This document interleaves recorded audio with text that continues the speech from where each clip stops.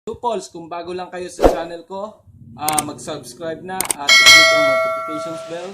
Ang gagawin po namin ngayon ay magluluto ng homemade fishball. Oh, wow! Shout out nga pala kay Cash and Raid Aggregate Supply. May mga page doon. Pagkain ng mga baboy, manok, tsaka sari-sari store. Guys, babalikan ko po kayo.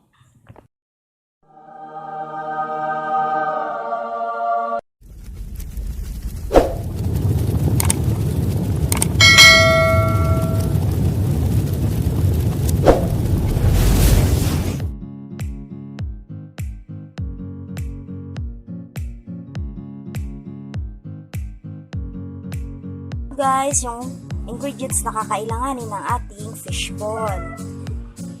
Flour, carrots, sibuyas, paminta, baking powder, bawang, spring onion, tsaka salt. Tapos, wala namang fresh na isda, nilalagay natin, ito yung century tuna. Lagyan din ng seasoning, optional. Tsaka egg, isang piraso. Lagyan natin ng sa gitna. Lagyan natin yung baking powder. Isunod natin yung chopped carrots. Tapos, bawang.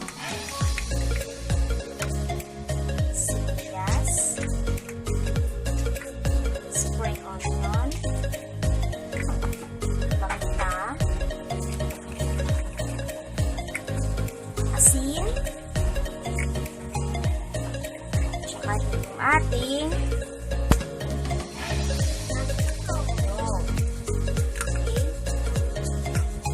ilan natin guys.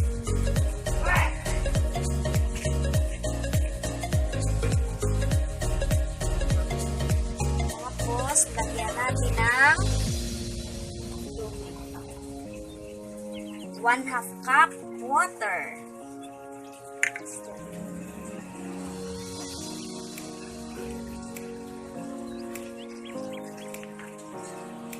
Ilagay natin yung century tuna.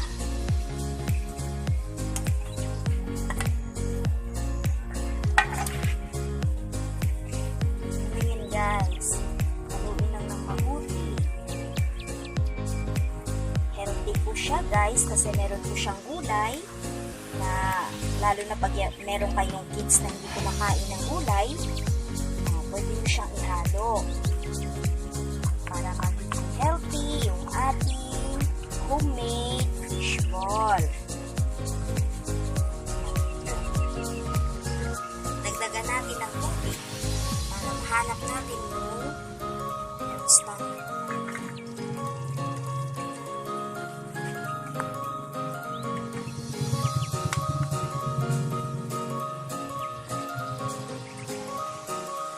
Ayan, magpapainit na ako ng oil sa kaserola.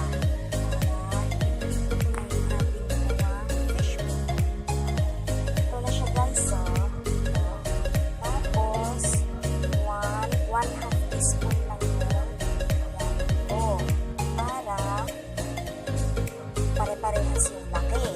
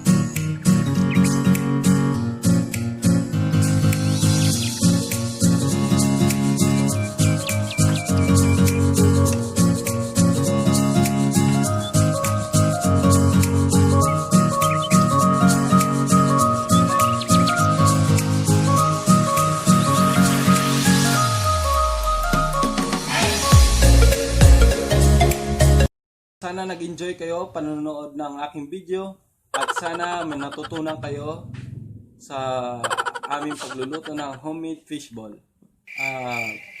Guys, paki-subscribe na sa channel ko at click ang notifications bell para updated kayo sa aking susunod na video.